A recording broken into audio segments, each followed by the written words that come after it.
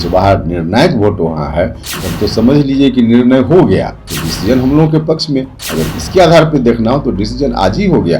नमस्कार, मेरा नाम उत्कर्ष है। आप लाइव सीरीज देखना शुरू कर चुके हैं। देखिए, कुडनी उपचुनाव को लेकर बिगुल बच गया है और बीते दिन महागठबंधन के द्वारा उम्मीदवार का ऐलान कर दिया गया।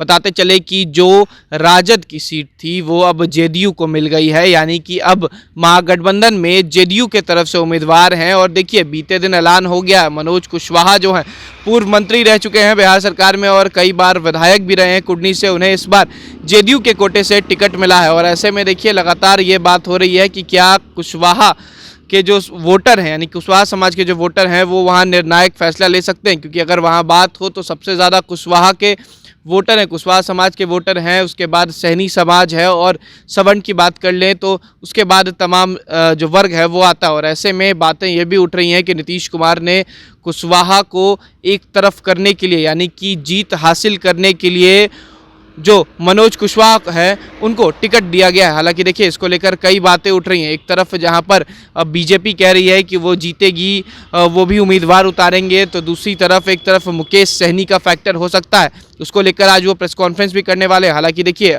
इसको लेकर साफ कह दिया है जेडीयू के संसदीय बोर्ड के अध्यक्ष उपेंद्र कुशवाहा ने, और कहा है कि देखिए, ऐसा कुछ नहीं होता है कि कोई एक वर्ग का लोग जो होता है वही वोट देता है। हालांकि अगर आप इस संदर्भ में बात कर रहे हैं तो यह भी हम बता दें कि कुशवाहा समाज के लोग वहां ज़्यादा हैं और इस संदर्भ की बात है तो वहां हमारी जीत तय हो गई, आज ही जीत तय हो गई है। क्या कुछ कह रहे हैं उपेंद्र कुशवाहा, पहले आप सुने। जो चुनाव हो रहा है वहाँ माना जा रहा है कि कुशवाहा वोटर सबसे निर्णायक स्थिति में है, तो क्या हम ये माने कि दोनों गठबंधन के लिए कुशवाहा वोटर को अपने पाले में करने का लिटमस टेस्ट है कुडनी विधानसभा चुनाव? देखिए, यूँ तो हर जात का इम्पोर्टेंस होता है, किसी एक जात के इम्पोर्टेंस की बात नहीं है। कोई एक जात को श्रेय देना कि वही हराता है जिताता है, यह बहुत मुनासिब नहीं होता है। डेमोक्रेसी में सबका इम्पोर्टेंस है। लेकिन अगर उसी के आधार पर सवाल आप पूछ रहे हैं कि कुशवाहा निर्णायक वोट वहाँ है, तब तो समझ लीजिए कि निर्णय हो गया। क्योंकि 100% कुशवाहा तो जेडीयू के पक्ष में है, तो डिसीजन हम लोगों के पक्ष में, अगर इसके आधार पर देखना हो तो डिसीजन आज ही हो गया। और बाकी वहाँ जेडीयू का उम्मीदवार तो जीतेगा ही।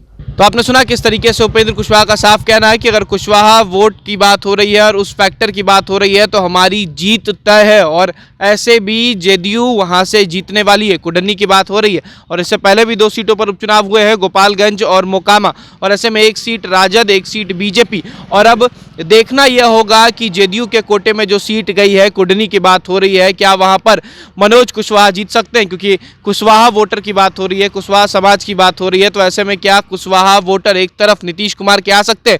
कई बातें सामने आ रही है, लेकिन उपेंद्र कुशवाहा ने साफ कह दिया, जेडीयू संसदीय बोर्ड के अध्यक्ष हैं और लगातार अब कैंपेन भी शुरू होने वाला है जब नामांकन हो जाएगा तो।